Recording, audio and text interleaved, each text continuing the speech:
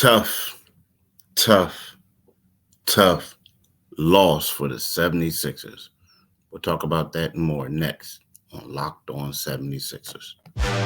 You are Locked On 76ers, your daily Philadelphia 76ers podcast. Part of the Locked On Podcast Network, your team every day.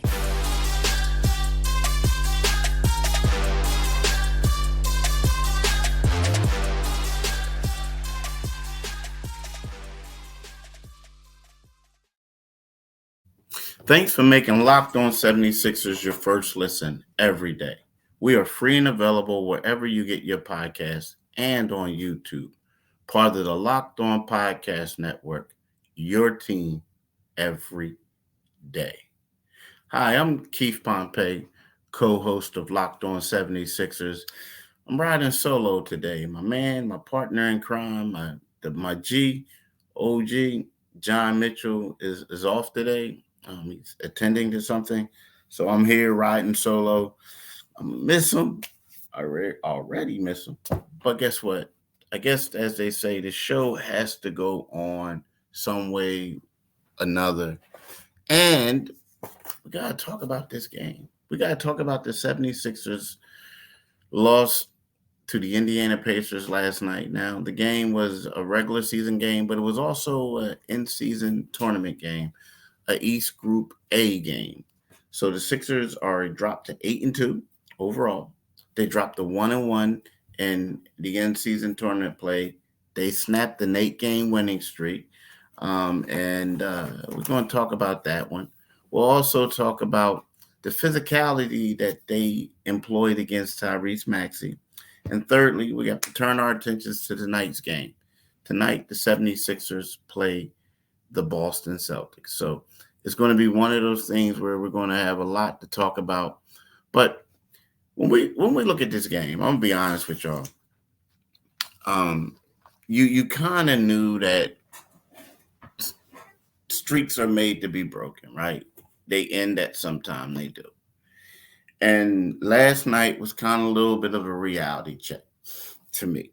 And what it is when Nick Batum was off for personal reasons, he was away from the team, you kind of figure it was going to be tough.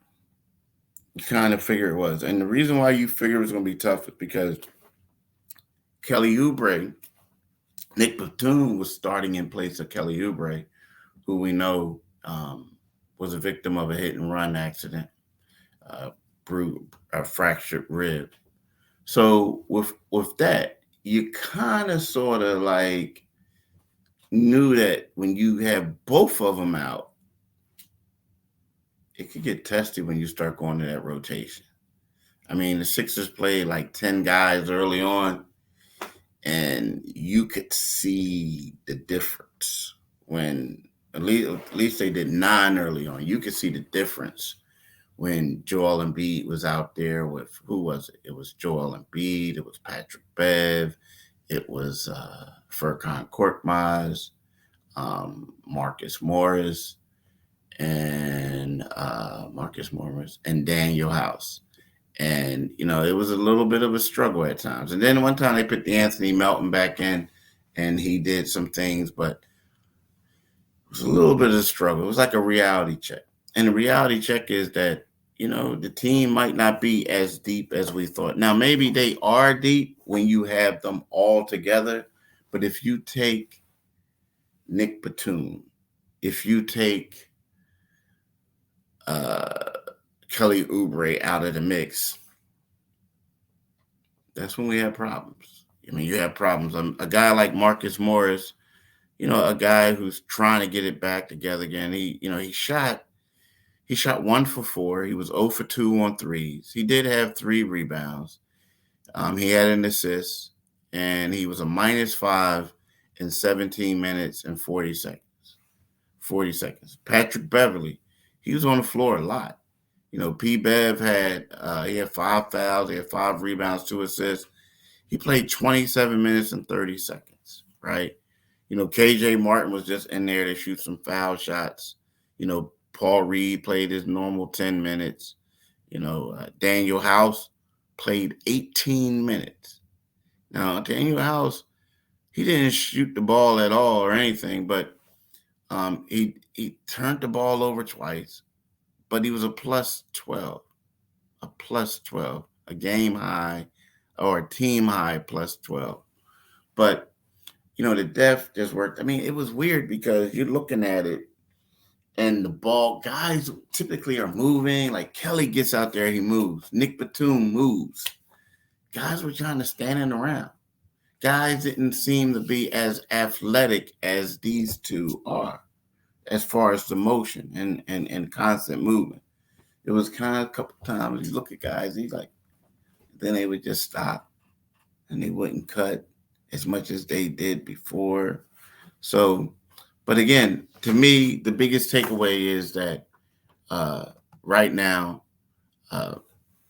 they miss these guys, and I mean, we're talking about two key guys that you're gonna have to play with. Now, again, Joel Embiid did have his 39 points.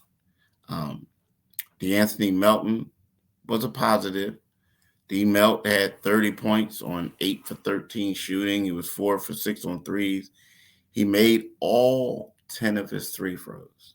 Just like Joel Embiid made all 17 of his. Joel was also had 12 rebounds.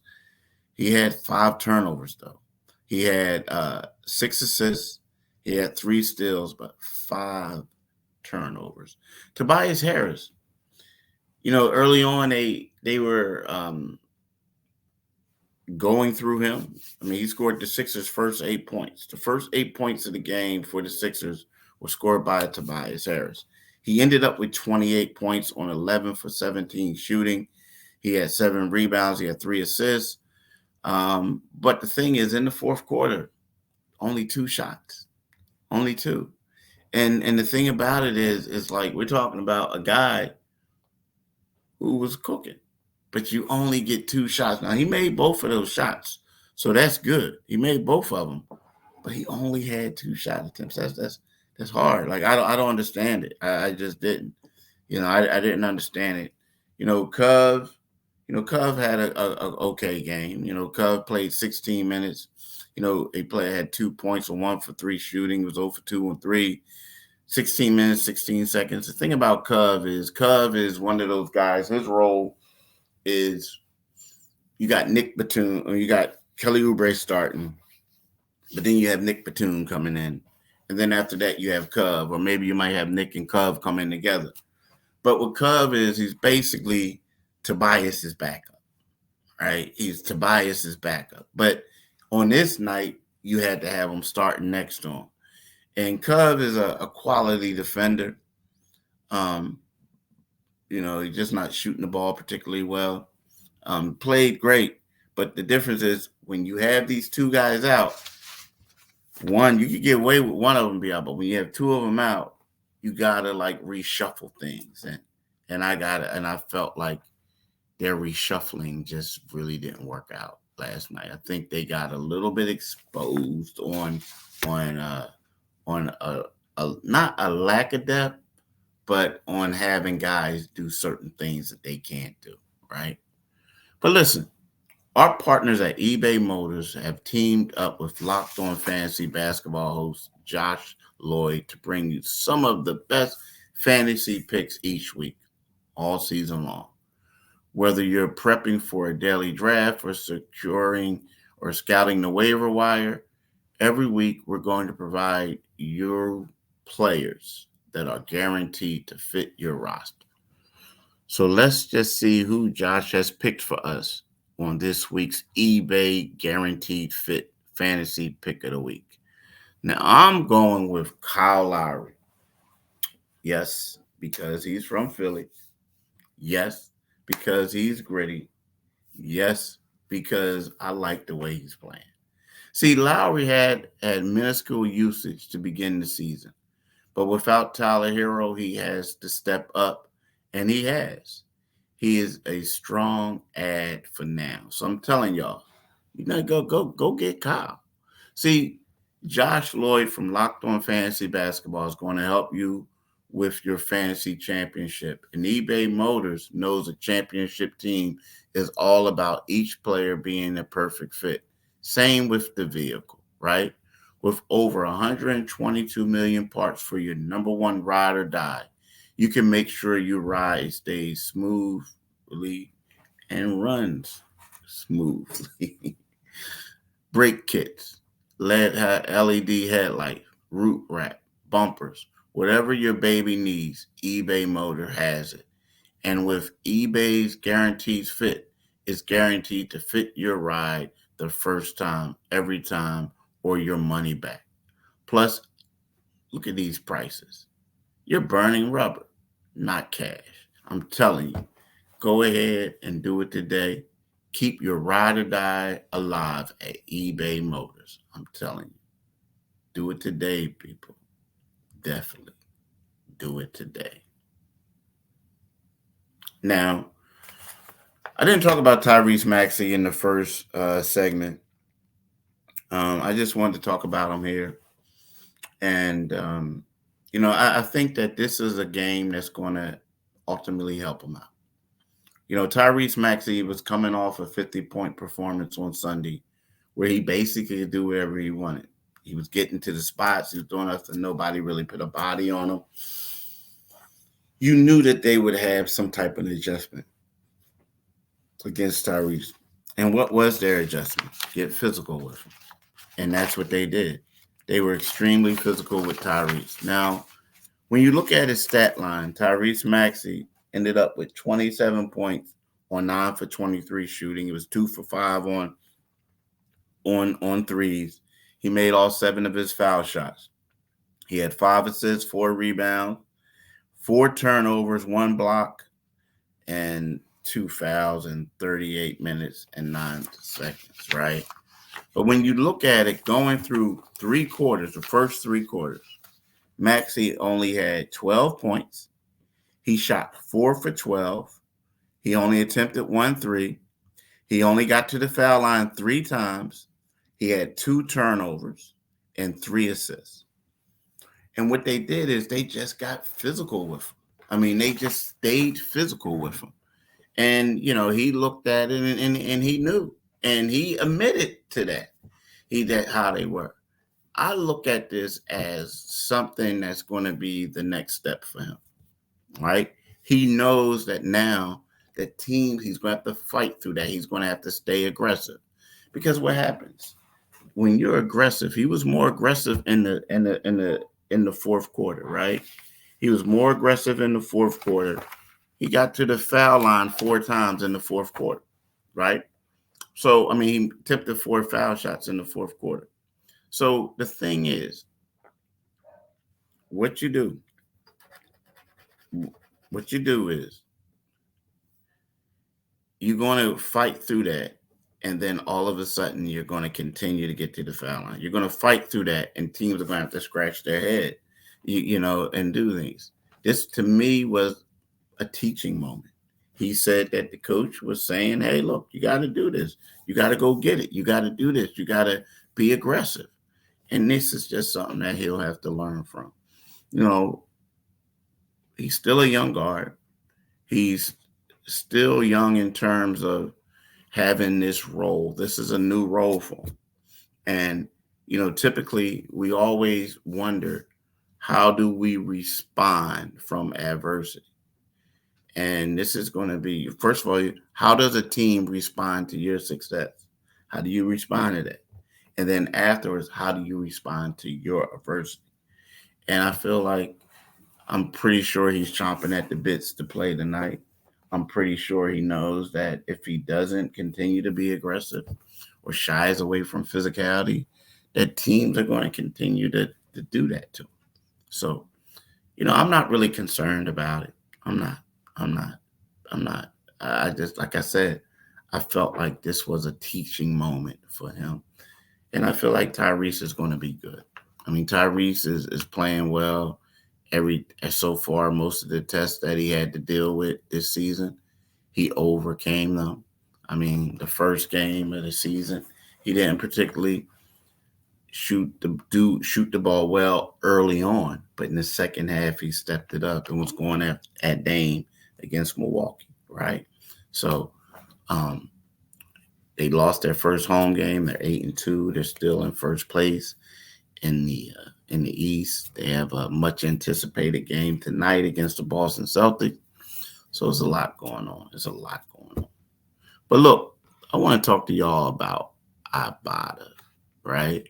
How does free Thanksgiving sound? Sounds great, right? Sounds great. This year, Ibotta is here to give you cash back and help make sure your Thanksgiving table is complete. Because who wants turkey without gravy? Starting November 1st, for the fourth year in a row, Ibotta is giving 100% cash back on our Thanksgiving feast. Just add the offers in the app to redeem your everything you need to make your Thanksgiving feast complete. All you have to do is shop at your favorite retailers and upload your receipts. Now, I can do that, right? Download the Ibotta app now and use code LOCKEDON to get 100% cash back on your Thanksgiving dinner starting November 1st. So you can start now. It already passed, right? Start now. It already passed. Just go to the App Store or Google Play Store and download the free Ibotta app and use the code LOCKED. That's IBOTTA in the Google Play or App Store and use LOCKED. I'm telling y'all, do it today, people. Definitely do it today. And we're going to talk about the Celtics. I'm really looking forward to tonight's game. I am. Like we talked about adversity with Tyrese. I want to see how the Sixers respond to last night's loss. I do. I really want to see that. I want to see the adjustments. Now, again, it wasn't as if they played the Celtics yesterday or 2 days ago, like they had they had to play Indiana Pacers, twice in 3 days at home, right? But they did play the Celtics last week. The Celtics really didn't know what to plan for. They knew Joel Embiid's a great player, the MVP. They know Maxey's an ascending player. They know Tobias Roll. But when you have all these Nick Batum, Robert Covington's, guys like that coming in and playing, new guys helping out, it's a little different look. So now that they played them, I'm interested in see what type of adjustments the Celtics have. I am. I'm just looking to see what they're going to do. So with that being said, it's one of those things where I'm eager to watch it. I want to see if they're going to get physical with Tyrese. I'm going to see how they're going to guard Joel. I'm interested to see if Nick plays. I'm interested to see what can Tobias do, if DeAnthony Melton can have another phenomenal game. There's a lot of things that I'm looking forward to seeing. So, let's get it going. Let's get this game. It's hyped up. Hey, it's still first place. The Sixers don't have their winning streak anymore, but they're still in first place, right? It's funny, though, because when you look at this now, the in-season tournament, to me, games mean more for some reason. Even though the Sixers are in first place, it just seems like the in-season tournament for these couple weeks, they just seem more. They seem to matter more. So although I'm excited about this game, I'm excited about Friday's game in Atlanta to see if the Sixers can get back on track. Right now they're 1-1 in the Group A, East Group A. Indiana is 2-0. So Atlanta is 1-0, and the Sixers are 1-1. And I don't know what Cleveland's record is, but I do know that Detroit is all but eliminated because they're 0-2, so they are eliminated. But so what happens is the Sixers need to win out probably and get some help with Indiana loss, and then hopefully they can advance to the next round. So that's where my focus is. I'm going to be honest with you. But this is a huge game still. It is. It's a huge game. But, like I said, it's one of 82. These other ones are, part of it too. But, there's a lot on the line in these games. A lot on the line. But look, I want to thank y'all for listening.